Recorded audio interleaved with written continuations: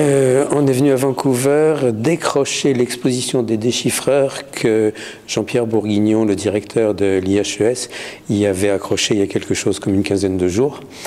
Et comme c'est nous qui sommes à l'origine de cette expo, très gentiment, il nous a laissé le mot de la fin finalement. On la décroche parce qu'elle doit aller, on doit la convoyer ensuite à San Francisco et puis après elle va vivre sa vie toute seule du côté de New York.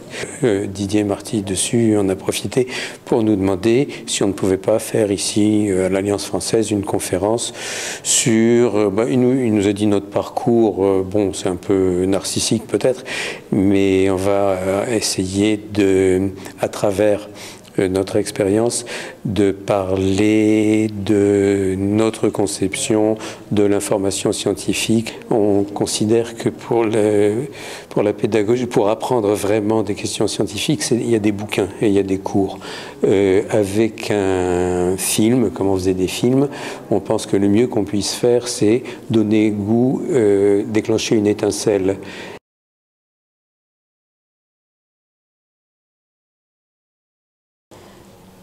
Les déchiffreurs, c'est un livre qui est sorti en 2008 et il se trouve que c'est un livre qui a été fait autour d'un institut, qui est l'Institut des hautes études scientifiques à Bures-sur-Yvette.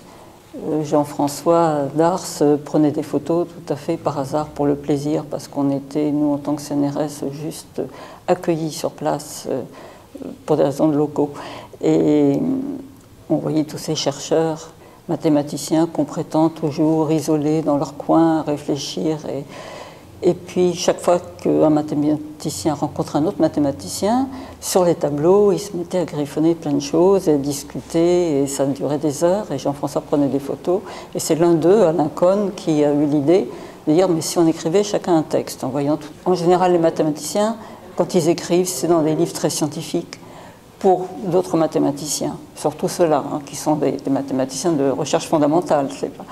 Et là, on leur donnait un texte libre. Vous pouvez écrire un texte libre, et ils ont écrit leurs sentiments, leurs rêves, leur façon de travailler, leurs rencontres, leurs souvenirs.